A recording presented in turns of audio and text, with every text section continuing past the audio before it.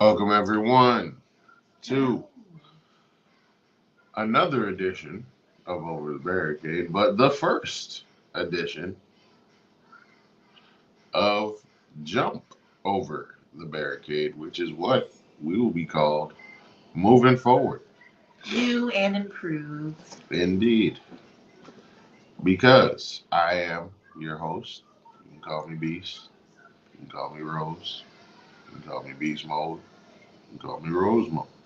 You can call me Rose Gold if you really, really, really feel like it. But whatever you call me, make sure that you add, I'm your mama's favorite wrestling reviewer on the internet. And I'm here now with. Wow. Don't call me Mrs. Beast. You can call me Mrs. Jump, though. And thank you guys for having me on Jump Over the Barricade. New and improved. I wonder why. Yes. More refined, indeed. I think all wrestling podcasts need to be a little refined here and there. And a woman's touch is always necessary, right? I already can't work with this woman. Already, I can't work with this woman, people. All right, so what we got going on this week, Beast? So, we're going to talk about all the happenings going on in the world of wrestling. As we do here, we're going to start with Monday Night Raw. So, the big thing to talk about on Raw is one, Mr. R-Truth. Ron. Or, should we say Ron? Ron Killing. Ron the Truth Killing. Yes, indeed. Okay, because the truth has set him free. The truth has returned to Monday Night Raw and the WWE. What do you think? So, okay. There's a lot. With the way the fans were hollering, "We want truth, we want truth." You know, much like Jason is hollering, "We want cookies." That's our child. He'll be around every now and again. Yeah. You'll see him. You'll see him periodically, but you're definitely gonna hear him on a regular. Yeah. So yeah. So the fans chanting, "We want truth, we want truth, we want truth." Like historically, if the fans say they want something,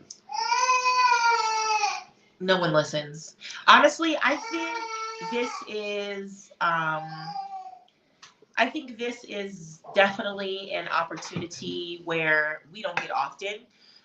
There's always releases in the WWE. That's, it's going to happen. And sometimes we're like, absolutely. And then there's times when we're like, are you joking?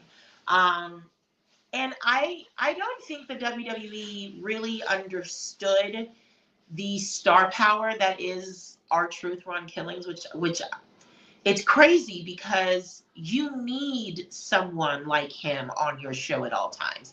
It's like, watching that horror movie and you have that one character that provides that comedic break that just kind of cuts through, no pun intended, the fear of it all and just kind of gives you that moment of relief. That is R-Truth in the WWE. And the fact that they thought that it wasn't needed, that he wasn't valuable enough, is insane. That's absolutely crazy. And the fans made it known. And I think it also goes to show that it's so rare that we are all on a united front when it comes to wrestling fans, because let's be real, fickle, right? But in this situation, there was outrage everywhere from everyone. And there was so much outrage that they couldn't deny it. They couldn't disregard it. And they had to fix it. And I don't care what anybody says. This was not part of the show. No. This was not part of the story. This had nothing to do with it. Oh, well, R-Truth is gone, but Ron Killings, no. This was a huge mistake. And it had to be rectified. And they did.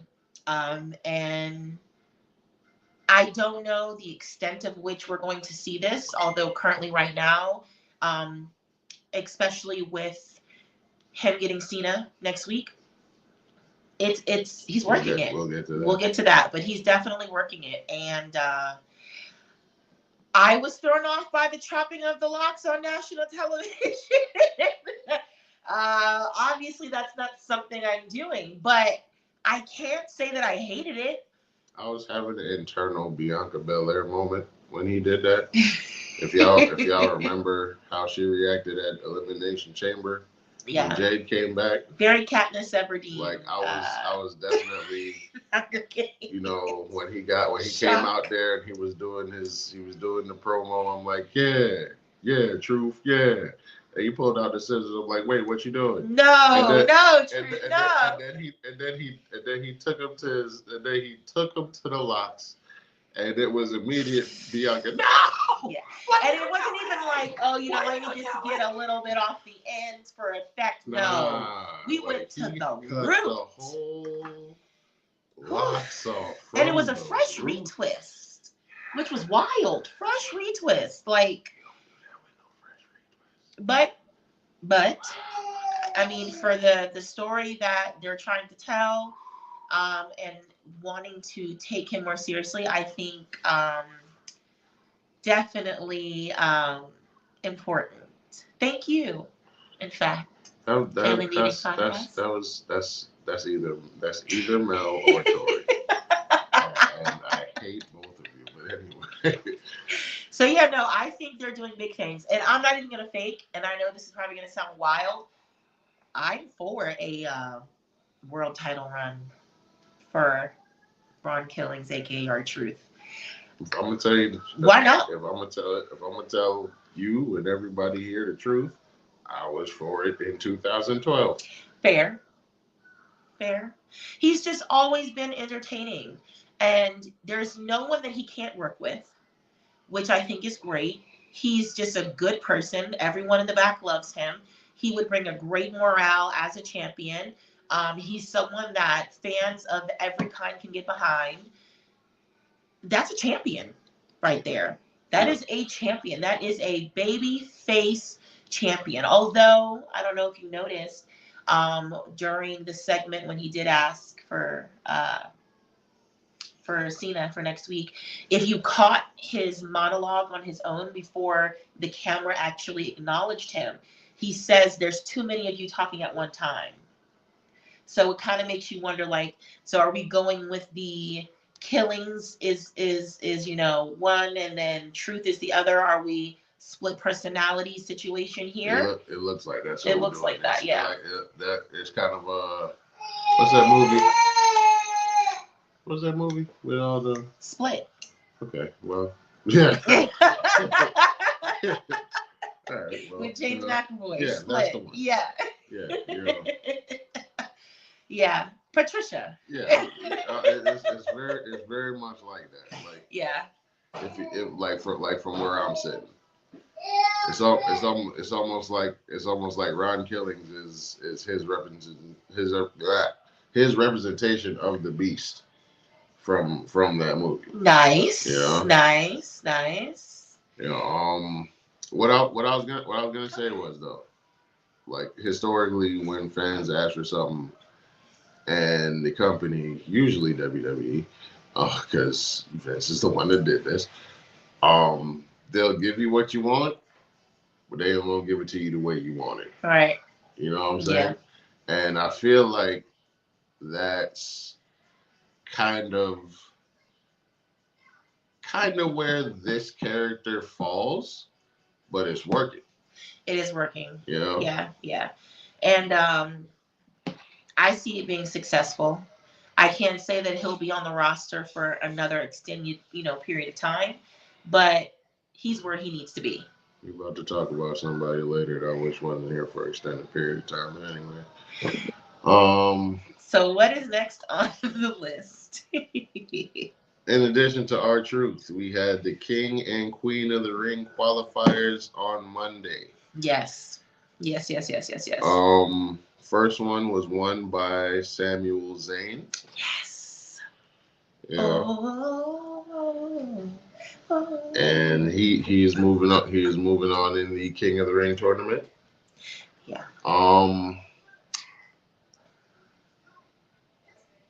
This match was interesting because Braun Breaker was also there, and as we know, Braun Breaker is a part of Seth Rollins and his Merry Men. Um, I'm saying calling them that because they don't have a There is no title. they don't have a Yeah, fashion there's name right no now. name currently. The Um, Men in Black. let me see. Samuel Zayn look like he smells. That smell. All right.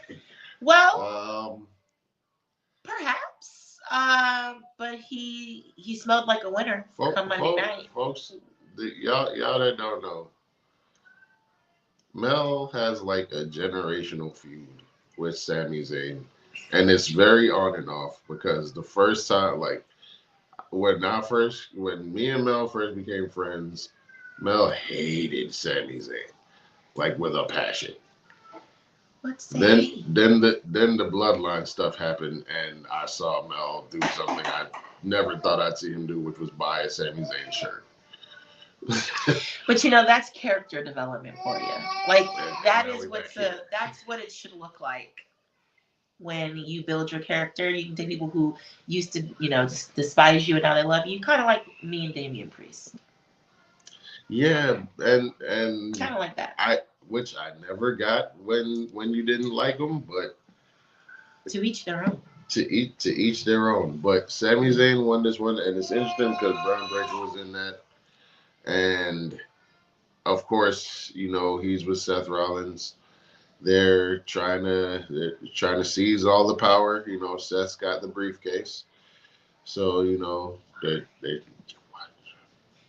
Anyways, we don't get to that. But yeah, Seth has the briefcase, so we want Braun to go on and win King of the Ring. So that's one less person to cash in. Yeah, exactly. However, LA Knight, he had other plans because if it wasn't for Braun Breaker and Bronson Reed getting involved, he probably would have won Money in the Bank. So he inserted himself, hit Braun Breaker with a BFT on the outside of the ring, allowing Sami Zayn to connect with a haluva kick on one of the other two people in this match. And get the 1, 2, 3 for the win. Yeah. That's a way to sum it up. Exactly. And let's see. But the Queen of the Ring qualifier was where all the implications were, because we had Roxanne Perez, we had Liv Morgan. Yes. We had Kairi Sane. Yes. And we had a fourth woman. We had a fourth woman. Okay. Stopping in. Oh, John May stopping in to show love. Hope y'all have a great show. Love you both. Happy birthday. Happy birthday, Johnny. We love you. Enjoy your breakfast. All right. So. And we also found out that Asuka's returning. Yes, we did find out Asuka is returning next week. Yeah. In fact, she will be in the Queen of the Ring qualifiers for next week.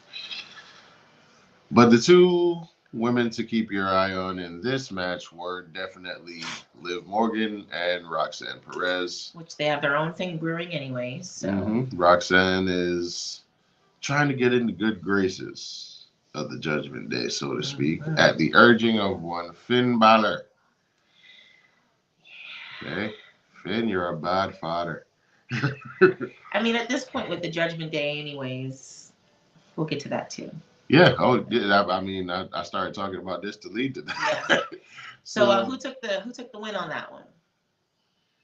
Roxanne Perez moves on in the Queen of the Ring tournament, but it's the way she won. Yeah.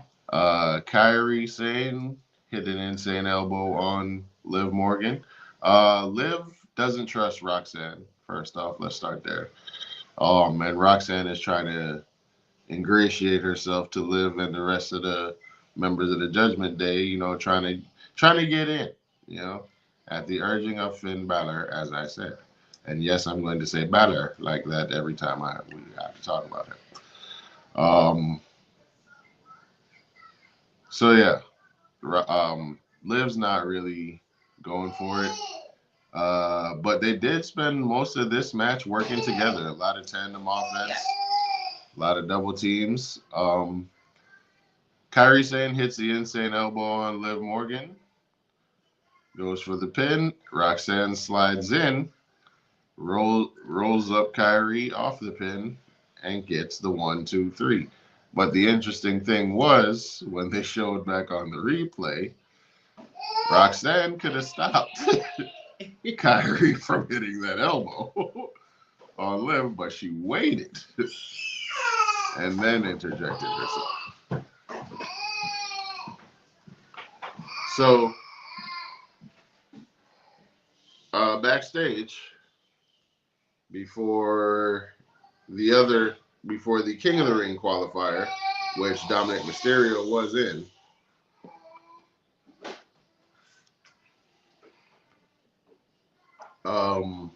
Roxanne's in the back with the rest of Judgment Day, and they're all congratulating her, including Dom. Dom is congratulating her as well. Liv walks in. Liv's like, you shouldn't be celebrating because, I didn't win. But Roxanne was like, well, Liv, I was helping you out. I stopped you from getting pinned by Kyrie. And Liv's like, oh, is that what you did? All right, well, congratulations. And then walks off. And then Finn is sneaky little bastard. He knowing Dominic has a match right then, he says to him, maybe you should go talk to Liv. And Dom's like, what? I got a match right now, but I'm gonna talk to her after. And then he walks off to go get ready for his match. And Finn's just smiling there with his grin.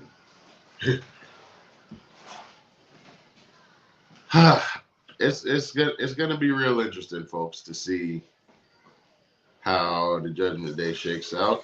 I don't think they're gonna be. They're not very, very long for this world, but it's gonna be interesting to see where everyone falls once they do break up. Dominic is going to be one of the biggest baby faces in the company when that happens. I mean, they already want to cheer him. They already are cheering him. Like he's in a good place, Dominic Mysterio. And while I agree, I actually hope that not that there's going to be any kind of a faction join, but I would really love to see him and his pops just show each other a little respect. Yeah. Because Dominic has grown so much as a wrestler, as just a performer in general. That would be nice to see. It's just, the heartstring moment. But yeah, as far as the Judgment Day goes, I'm okay with that coming to a close soon. I think it's time. I think it's done what it needs to do for certain people, like Dominic. Liv. It's done what it needs to do for Rhea. It's done what it needs to do for Damien. I think it's good to let that ride and just let that be for a bit. But yeah, it will be interesting to see if they kind of pursue that whole Roxanne Perez thing, though. I bet if I was to ask most of y'all, who started the Judgment Day, y'all wouldn't get it right. A long time ago. Edge. Yes. Edge started the Judgment Day. Okay? Edge. Where's Edge now? Hello, family. What's good, Jay? But yeah, Edge is all the way in AEW coping. Okay. Moving on. Okay. That's how far off the beaten path we've gotten with the Judgment Day. Okay? Finn was feuding with them. right before he joined. Then snuck in. Such as Becky Lynch, because she does that too. She likes to sneak in. Yeah, she snuck in and got one in on Lyra, didn't she? She did. She did. And here's the thing, right? So when we spoke last, when I was here, I was not happy that that Lyra and Becky snatched those tag titles. And again, it's not even about. It's just about the fact that I understand that she is the man. I understand that she is Becky Lynch, but I've just never been a fan of long time, stars showing back up and just getting those huge opportunities out of nowhere. Especially now, and especially in the women's division, because the division is it has grown immensely. So I was actually very happy to see that they lost that, and I was fine with watching over the last month and a half. About that. Month and a half, Lyra and Becky having this back and forth. And I am very much so happy with the outcome. I think Lyra, I didn't think that she was the right person for the championship in the first place. Great talent. I just didn't think she had that star power to be the inaugural champion. I didn't think that was the thing for her. But I think that with Becky coming in, it definitely boosted her persona. It made her a lot less boring. And I'm sorry to say that because I loved Lyra in NXT UK. Anybody that knows me knows NXT UK will always have my heart. But Becky definitely was she's what the IC title needed. She's what it needed. I think she was funny here on Monday. Yeah. Because one of the things people don't realize about Becky is and she only really gets to show this when she's heel. She's incredibly funny sometimes. Incredibly. Yeah. Yes. when she was talking about how what happened after the match, her spin on it, how she was talking about, she asked her to raise her hand, and when she raised it, good. She raised it so aggressively that she almost ripped her shoulder out of her socket. So she asked her to raise it again. Becky was being a whole dick. Yeah. If y'all were watching, Lyra raised her hand. She's like, no, raise my hand to all four sides of the ring. Now I want you to put the belt on me. Becky's spin on it was, she raised it aggressively. Then I said, I gave her a chance, let's bury the hatchet, let's raise it to everyone. All right, and now since my shoulder is injured because of how aggressively you raised my hand, and now I need you to put the belt on me. And then the icing on the cake for me was she tried to kill me. Yeah. Very dramatic, very much so. And I personally have always been a bigger fan of heel Becky Lynch than face Becky Lynch. She is quite entertaining. So I'm excited to kind of see where they put this story down and then what direction Becky will go. We know. And Lyra too. We know what direction she's going in, because who came back to attack her? Phyllis in. BBL Bailey. BBL Bailey. Bailey came back. And I'll be happy to see that. I will be happy to see that. And I will be happy if eventually Bailey gets her opportunity with the women's IC. Definitely want to see Bailey as the women's Intercontinental Champion. Yeah, for sure. If it wasn't going to be her to be the first one, in my opinion, the person who it should have been already got released, and it was Dakota Kai. Yep, Dakota. She made it to the final. She should have beat Lyra. I concur. If you're asking me. Yeah. But I'm definitely interested in this Becky and now Bailey feud, and now also to see where Lyra's gone. Yeah. We already talked about that. Cena versus Punk. official. Yeah. For Saudi. It will be John Cena defending his record 17th World Championship against one Charles Montgomery Punk. Look in my eyes, what CM Punk. But I said it was for the time. Yeah. But the key thing is, Cena said, if you want to take this from me, you're gonna have to follow me to Saudi Arabia. A place Punk is not too fond of, doesn't really want to go there. Doesn't. Well, let me ask this: how many appearances does Cena have left? At one point, we were counting. At that point, we were at 19. Okay. Yeah. Just curious, because that'll also kind of give us an insight as to when this will be wrapping up and what direction it wraps up. I mean, it ain't gonna wrap up till about December. Yeah. But no, I'm very excited for that. And we'll discuss Cena and Punk. Listen,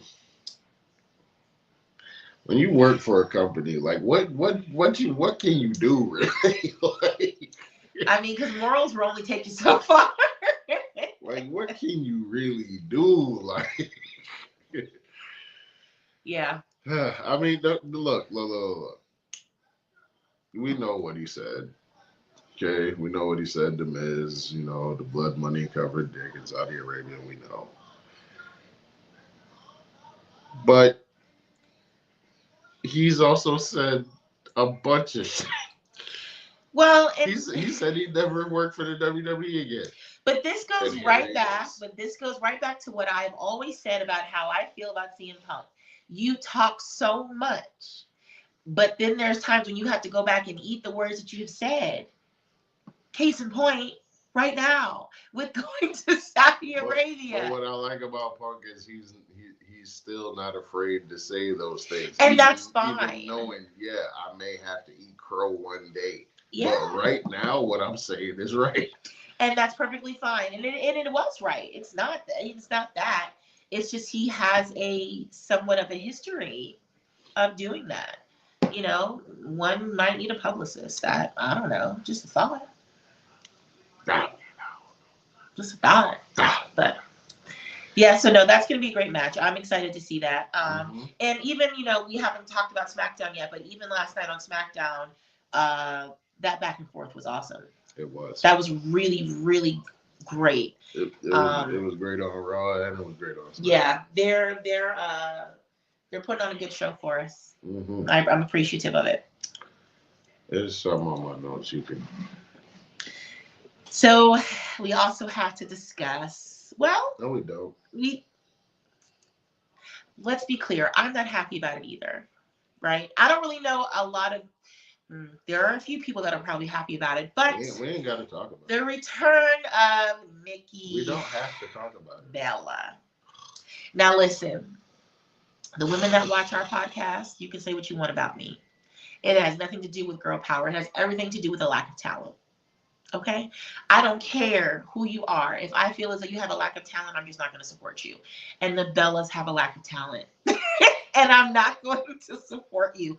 I don't know what the point was. There were so many other people that we could have had come out to talk about Evolution, the pay-per-view coming up. Right. Okay. In July in Atlanta. But why? Nobody asked for this. This is a celebration of women's wrestling. And we picked Nikki Bella. Okay. To represent that. And why? Why? But then there's the other part of me, right? Because I've also heard. And then her sister coming back. That Bree is supposed to be returning, and there's a really, I don't even want to say a small part. There's a huge part of me that would really love to see the Bellas return to the WWE and have their behinds handed to them. Let's be very clear, and I am such a supporter of my women's wrestling and my women's roster, but let's be very clear. The two of you cannot wrestle.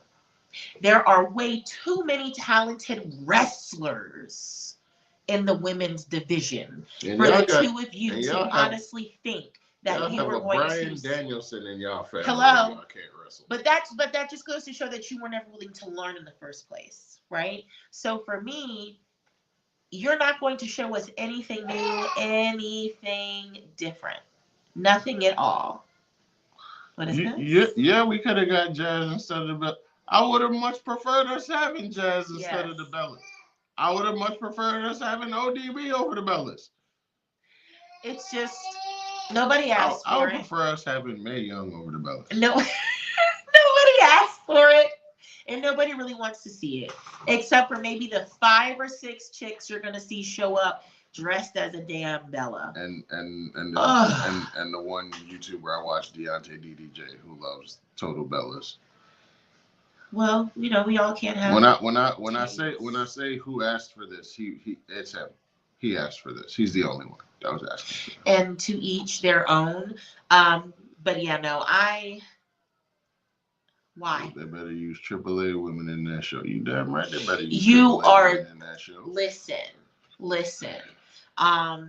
Please. We're gonna get to NXT, but somebody discovered Lola Vice for the first time this week. Ooh la. Ooh la la. I told you put your seatbelt on.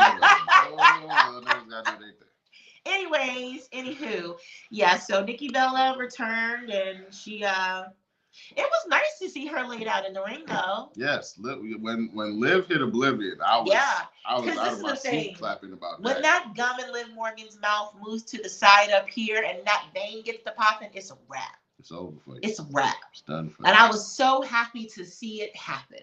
I was so happy, and I need to see more of that. I need to see more of Nikki Bella laid out. If she has to come back, I would love to see more of her laid out. I would love to see her and her sister both laid out, personally. Like, it's bad enough she had to be a part of the first, like, she still worked for the company.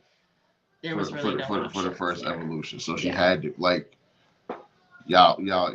Why did y'all seek her out for the second one? Like, but I'll say this. I don't know if you noticed. Bayley came out dressed in all white. Right. When Nikki Bella approached in the back before she came out, she approached Io, and someone else as well, who were also both dressed in all white. I'm wondering if there was a segment that got cut that night that we missed for the women.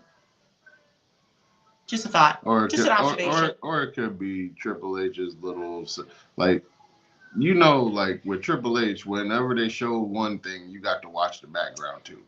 So you're right. Yeah. Heel, you're correct. It is. Now that I know a little bit more about her. Yeah. I agree. You're absolutely right. 100%. Yeah. I again, like, I would die on the hill. She should have beat Roxanne Perez. Yeah. Like 2 years ago. Yeah. For sure. But we've given the Bellas enough of our time. We shall move on to dun dun dun. The world. All right, so hear me out, right? Hear me out. Hear me out. I was fine. This situation is such a double-edged sword for me. This is so double-edged because I love Jey Uso. I was fine. Love Jey Uso. Until I heard why. Yeah. Love Jey Uso. He got all my yeets at Mania night 1. You know, but I'm not gonna lie and say that I was getting a little tired of hearing yeet. Not that I was tired of him being champion. I was tired of hearing the yeet so much. And I think it's just because it starts to, after a while, I don't care if it's controversial. I didn't come on here just to agree with you. After a while, it just felt like 4 letters. After a while, it just got so gimmicky that it did. It just got so gimmicky that it took the allure out of it for me. But I loved him as champion. It wasn't even about him being champion. And as much as I love Gunther, y'all know how I feel about Gunther. To my heart from Jump, Okay? I didn't want to see him be champion again. If we had to see Jay lose it, why did it have to be that way to him? Just have Seth cash it. And now we know why. Take it over. And that man's baby was out there, y'all. His whole child. Watch that. Anyways, I digress. I'm not gonna say it the way the news outlets say it. I'm gonna just say it the way it says, the way it is. So this man, Paul. Okay, heel. What did he say? What did he say? He said Jey Uso's title reign was borderline Tommy Dreamer ECW title run. True. OG, it was dumb. It was a dumb move for the WWE. I don't know about a dumb move, but it could have been better. It could have been better. It could have been executed better. Yeah. It wasn't a dumb move because Jay was and still is the most popular superstar on the entire roster. Whether the people, correct, brother. Whether the people of the internet like the eating or not, the fans love it. So it is what it is. Brother Mel, we concur with what you were saying. It was very much so a here, give it to him type deal, and because he was popular. And here's the thing, still very talented. Jey Uso is a talented wrestler. He's talented on the mic. He is very personable. He is someone that people want to get behind. He does not have your typical champion build, in his physique, but you cannot say the evolution of Jey Uso was not something that was important to the culture of professional wrestling and important to the culture of the WWE. It absolutely was, especially considering the fact of his family and the dynasty in which he comes from. He is pivotal. Yeah. You know what I mean? Him and Jimmy, when they were tag team champions, they will be in the Hall of Fame merely for their tag team title runs. And nobody thought that Jay was going to be the one out of the two of them to break out, and yet he did. It's not to say that he didn't deserve the title run that he was given. It's that he didn't deserve the way it ended. No. And it wasn't even a full 2 months. He didn't deserve the way it ended, and not for. So Paul has decided that the reason it's so embarrassing to say. It is like I don't even want to finish why my are we sentence. still here with this? Why are we still talking about Goldberg? The sentence, yo. Jay doesn't want me to finish the sentence.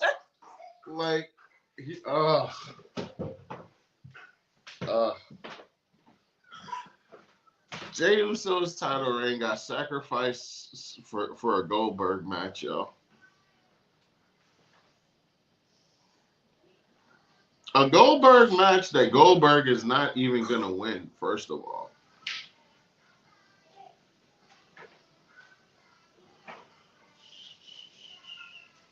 The title had to go back on Gunther so we could defend it against Goldberg in Goldberg's last match on Saturday night's main event. The same day as All In Texas, by the way. So let's be real here, folks. Let's be real here.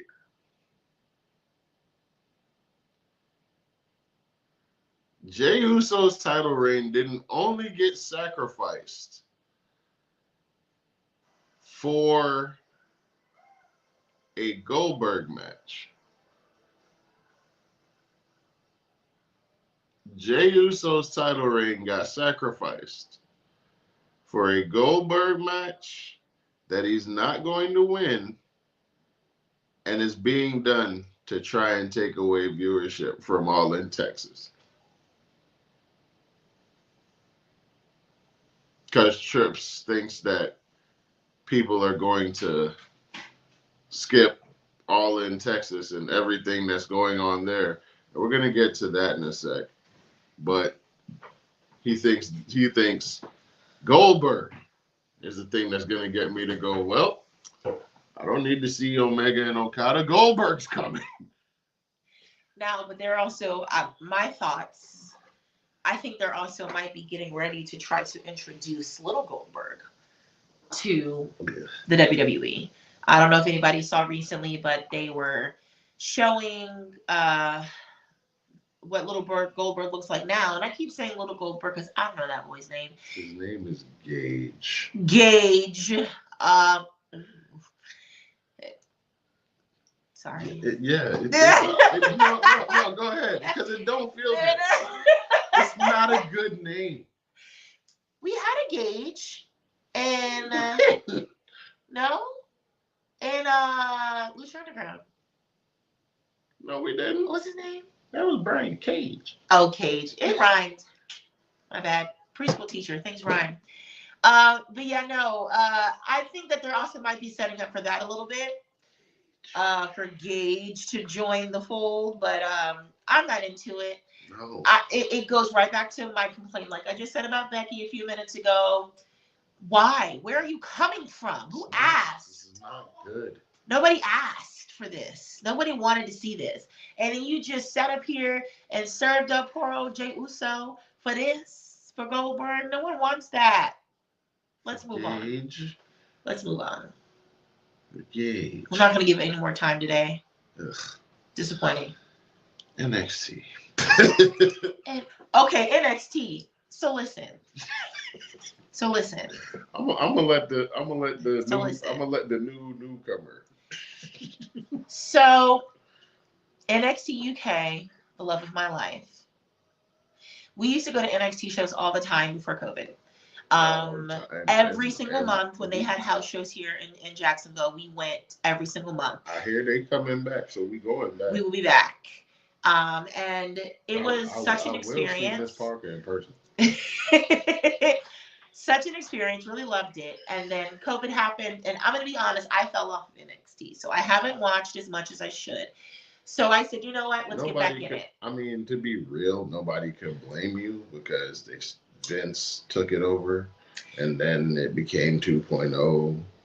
And guess what? If they could blame me, it had to be it. Like we had to go. It was growing pains. Dolph Ziggler was champion for no reason at one point. So, so I haven't really been tuning into too much. Now, of course, I know, a lot of the, roster and stuff like that. And I love how they are now tying in TNA and AAA. Love that. So, Ubafemi was taken out. Who was the gentleman? Who was the guy? His name is Jasper Troy. I don't blame you for not knowing him right now. Oh, but I will. Because we all will know. He's Jasper. One of the guys that won their new competition reality show thing, LFG. Yes. Okay, great. It's connected now. I've been keeping up with that through that guy I mentioned earlier, Deontay DDJ, because he does reactions videos to it every week. So I've been keeping up with it through that, and yeah. So that was wild. He literally, Obafemi was walking in. You ain't never seen Oba done like this. Yeah. And again, I haven't watched a whole lot of NXT, but I have seen Obafemi, and to watch him be handled like that was wild. This man choke slammed Obafemi on an SUV and shattered the windshield. Oh yeah. And it did not look like one of those spots where you're like, oh yeah, he shattered that windshield. It looked like it was real glass. Real glass. Cry me a river.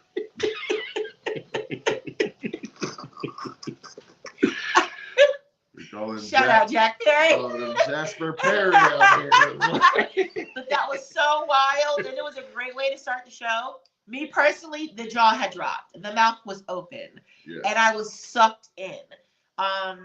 So yeah, I have a new, I wouldn't say love, a new desire to watch NXT. So next week, I'll have a lot more to say about it in my personal opinions. Let's see.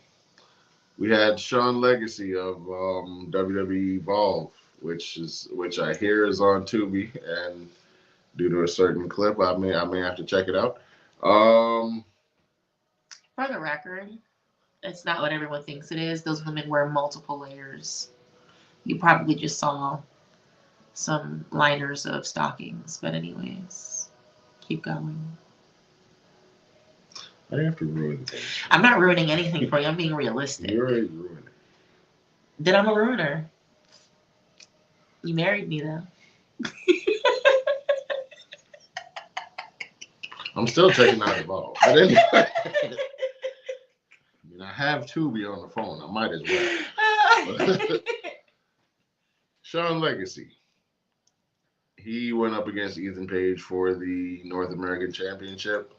Not a lot of ceremony to stand on here, Mr. Wayne. And it's crazy that I keep saying that, and I hate Batman. But anyway. Good match, though. Yeah, it was a great match. It was a great match, yeah.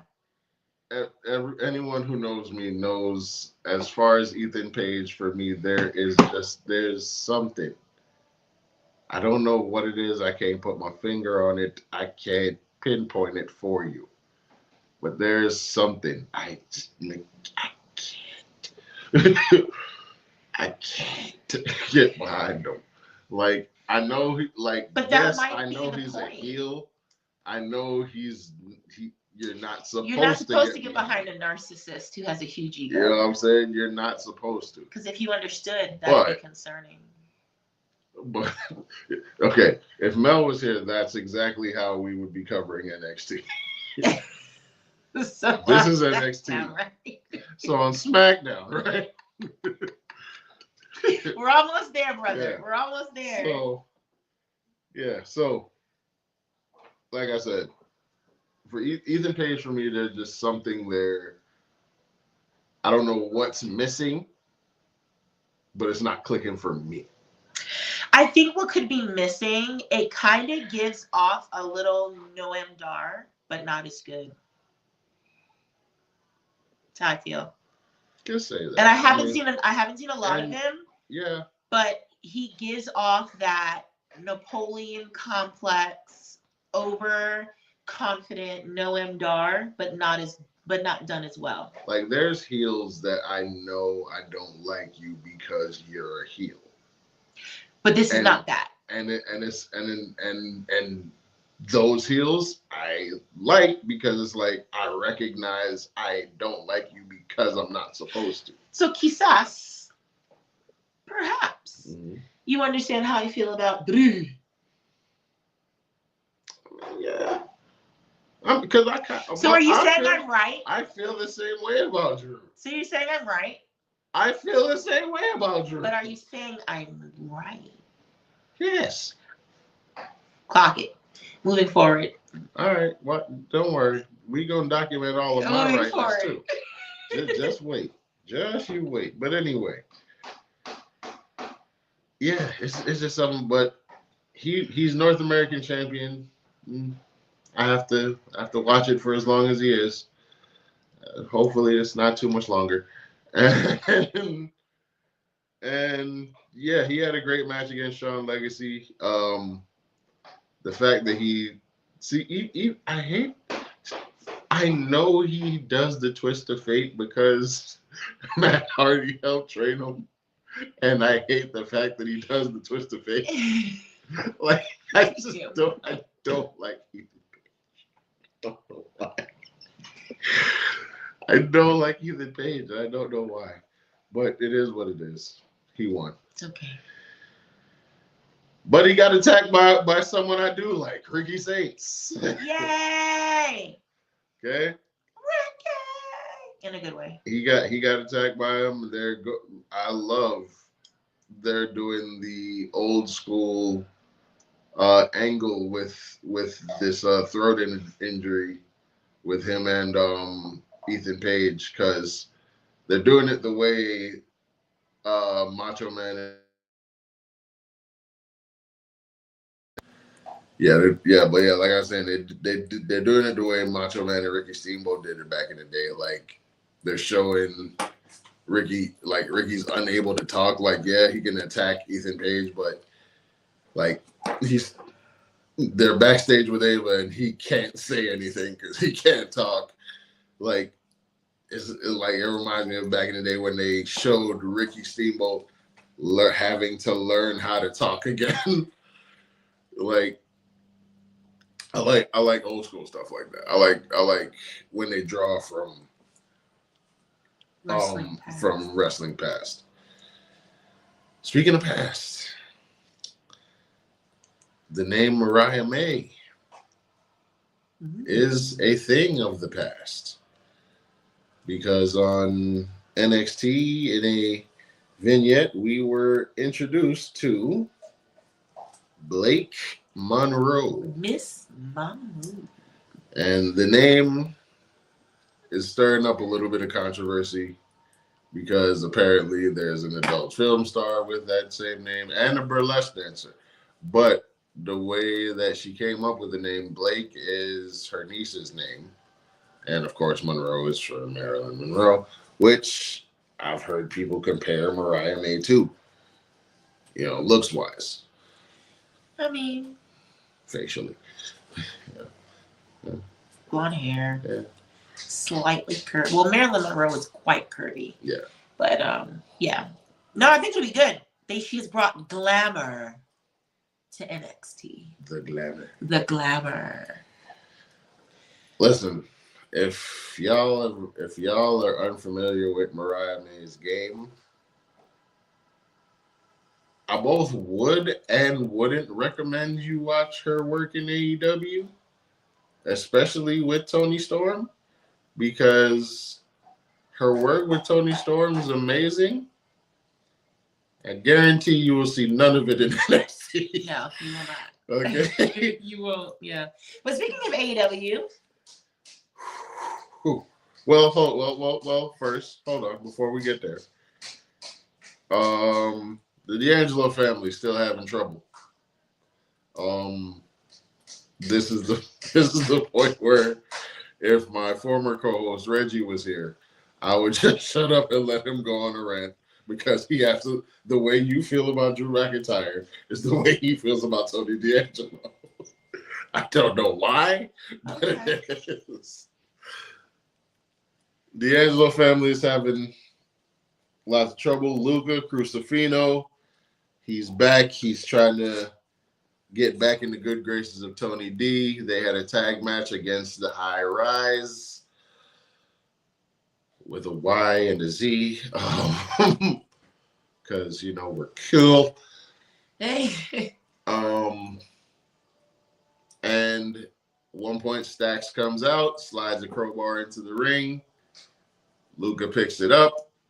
It's as Tony has his back turned. Tony turns around, sees it. He's like, I knew I couldn't trust you, blah, blah, blah. Before Luca can plead his innocence, Tony got rolled up 1, 2, 3. High Rise wins. So it's still, can he trust Luca? I don't think he can. I haven't been able to create an opinion yet, so. And then we had our main event, Obafemi defending the NXT Championship against Jasper Troy. Oba was like, the term manhandled gets thrown around. And thrown around is exactly what Oba was. Like, you've never seen him handled the way Jasper Troy was handled. Yeah, spooky.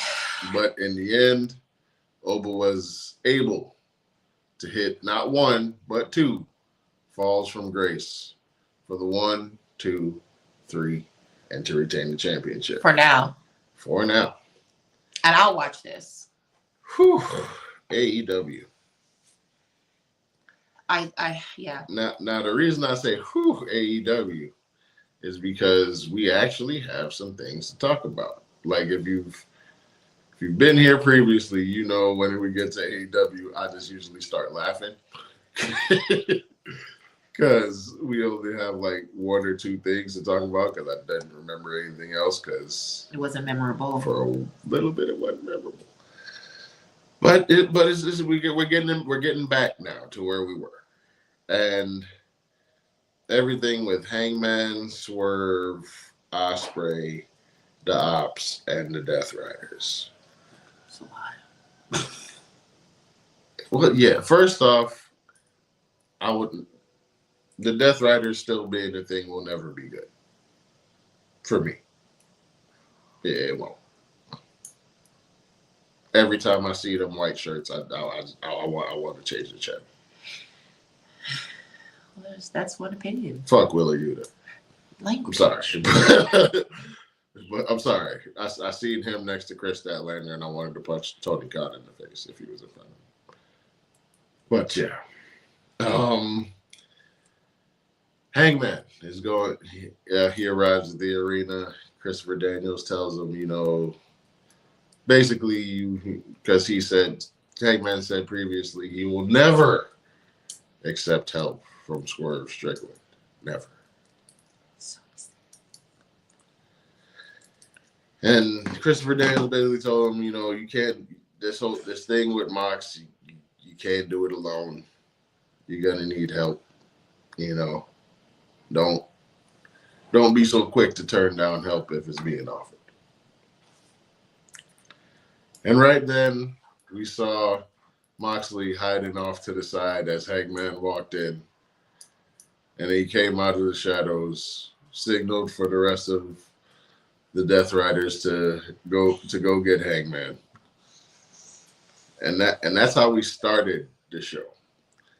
Now, for me, the fact that Moxley was able to hide himself merely by turning his back, because that's essentially what happened. Yeah, it was. I find that hilarious for some reason, because it's like, you are a big millionaire professional wrestler, yet you look so extra regular that all you have to do to be unassuming is turn around. Because for real, it didn't look like Mox. Nope. Nope. If I was walking into that arena, I'd have walked past them too. Oh gosh. That was funny. But then they hog-tied him. They hog-tied him and brought him out there in front of the people. Okay? And Moxley basically cut the same promo that Will Ospreay cut for him last week, basically telling him, everyone needs you to win. Everyone needs you to beat Moxley. Everyone needs you to be focused, blah, blah, blah. Moxley was saying the same thing to him, but in a more sinister way. Will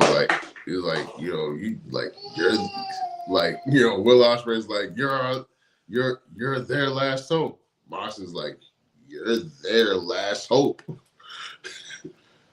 Those sound like I'm saying the same thing, but very different meanings. Yeah. Yeah, absolutely.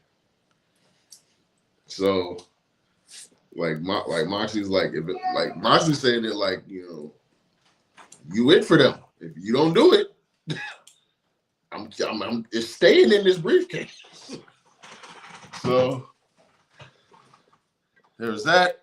Then the Young Bucks caught up with old Hangman backstage.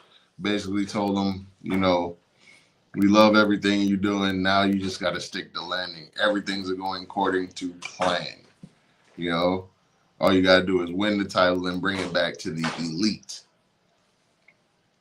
Hangman basically told them about themselves. There's no plan. There hasn't been no plan. I ain't talked to you guys in months. Right, yeah. So what are y'all talking about? Stay out of Ospreay's business. Stay out of my business. And stay out of Swerve's business, he said. And he says, and if you don't, if I burn another house down, it'll be because I trapped the two of you inside it. That was a statement. Yeah. So keep pushing. So we're slowly getting to the volatile bromance that we all want to see happen between Hangman and Swerve. We're almost there, folks. We're getting Yes, we're like we're like here right now. Right now we're here. We need to get we're here.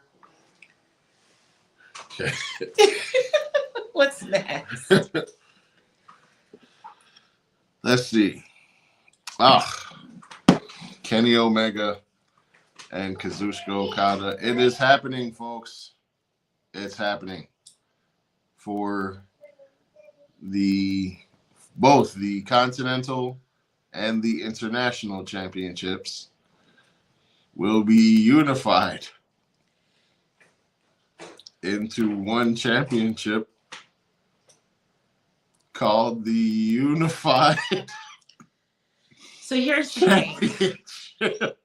I haven't watched AEW in a while. I'm just going to be very honest. And it's not that I dislike it. It just hasn't really held my attention for a while. And then it's things like that just don't encourage me to pick it back up. So yeah, we're gonna keep moving there, Beast. I'm gonna say is Intercontinental was right there. Just keep moving. Just keep moving, Beast. International. Just keep. Continental. Intercontinental. No. What's next? Okay. What's next? Well, let's talk about what happened in the segment. Anyway, that was important. That's what was important. So throughout the night, Don Callis is like, it shouldn't be you, Okada. It shouldn't be you, Omega. It should be either Kyle Fletcher or Konosuke Takeshita in this big match. So Kenny and Okada come out to do the contract signing. They sign. They shake hands. You know, we're all set. We're getting Okada Omega 5, I believe. And if you haven't seen any of their previous matches, I implore you today, go and watch them. Go and watch them. Just type in Kenny Omega versus Kazuchika. Kenny Omega versus Kazuchika Okada. And just let's go ahead and have a time with that.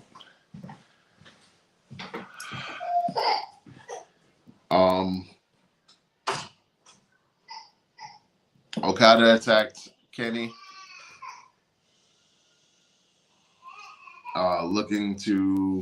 Looks like he seemingly has aligned himself with Don Callis and the Don Callis family.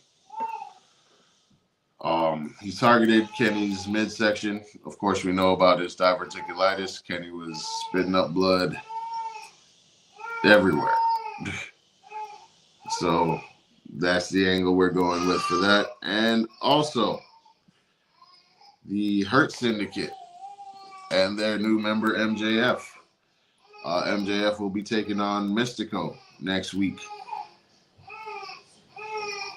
when AEW goes to, I believe it's Arena Mexico for Grand Slam Mexico. MJF came out there wearing MVP's old singlet that he used to wear when he was wrestling, and I mean, yeah, I like this dynamic with MJF in the Hurt Syndicate.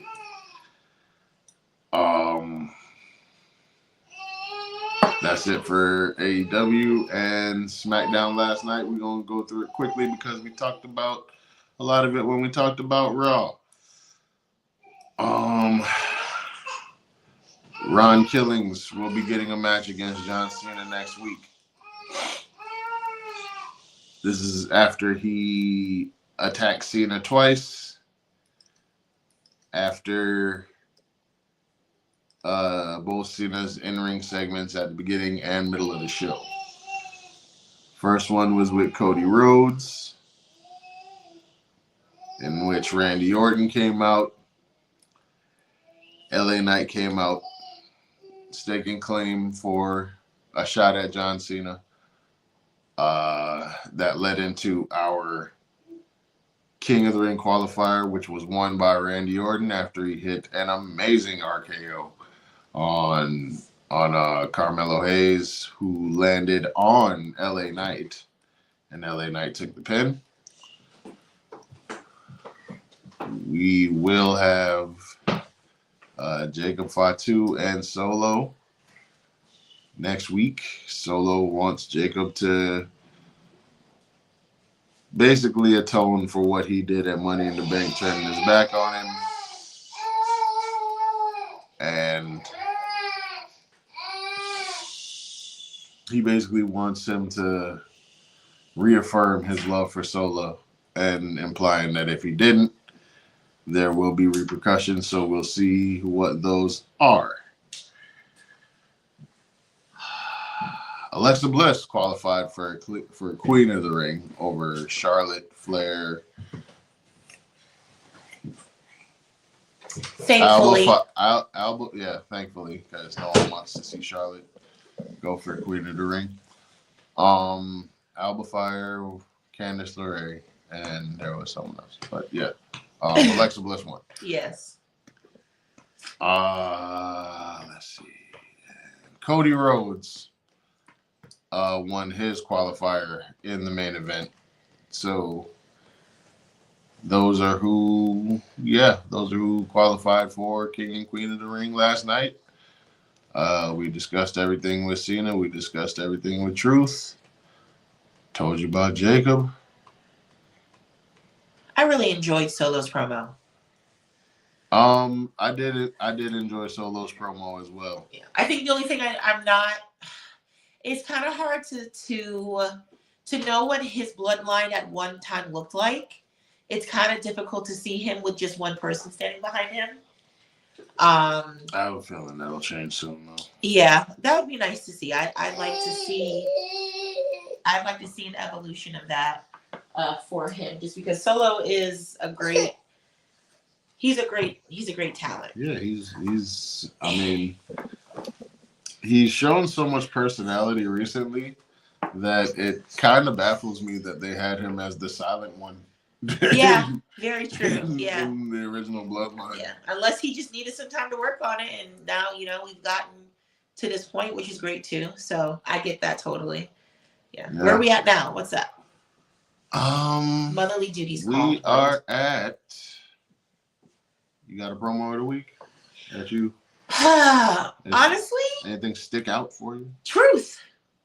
Ron, I think he's killing it. We've already talked about it, and that's the reason why I'm voting for him for promo of the week.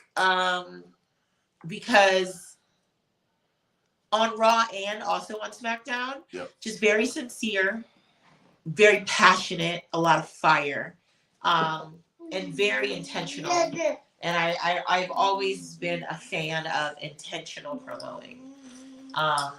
So yeah, but then also right behind that would be Cena and Punk from SmackDown. The boy agrees. He agrees.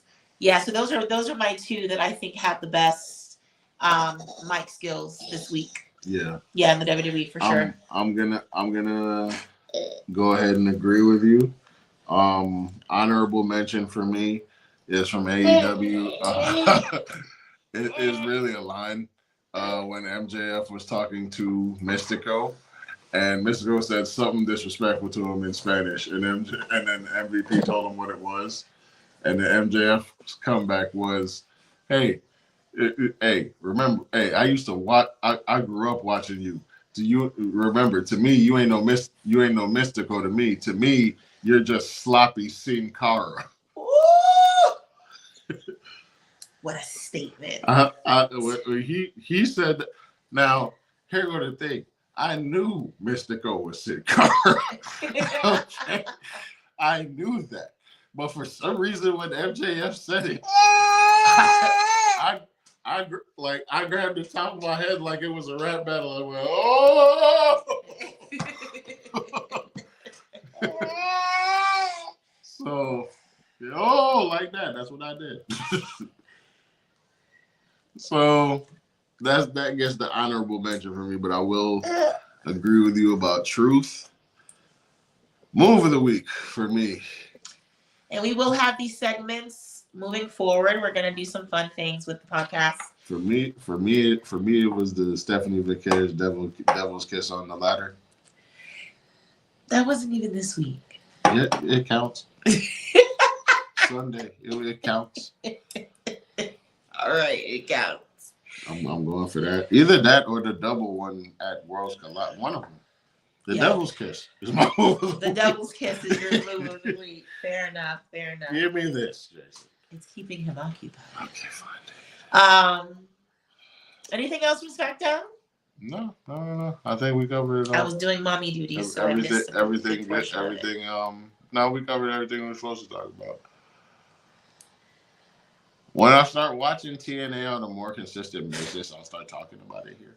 But I need to get there more. I need to start watching it more. But we would love for folks watching to kind of let us know in the comments what your favorite things were from wrestling this week, and also any kind of fun things that you would like to see us do on the podcast. Yeah. We want to be able to incorporate what you guys feel and what you want to see, because the more we provide you what you want to see, the more you watch. And the better the barricade becomes. Mm-hmm. Yes. So, that being said, this has been another edition of Over the Barricade, but the first edition of Jump Over the Barricade.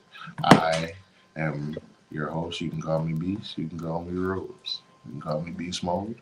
You can call me Rose Mode. You can call me Rose Gold if you really are inclined that way. But whatever you call me, make sure you add it on your mama's favorite wrestling reviewer on the internet, because I am. Ask her. You know she'll tell you.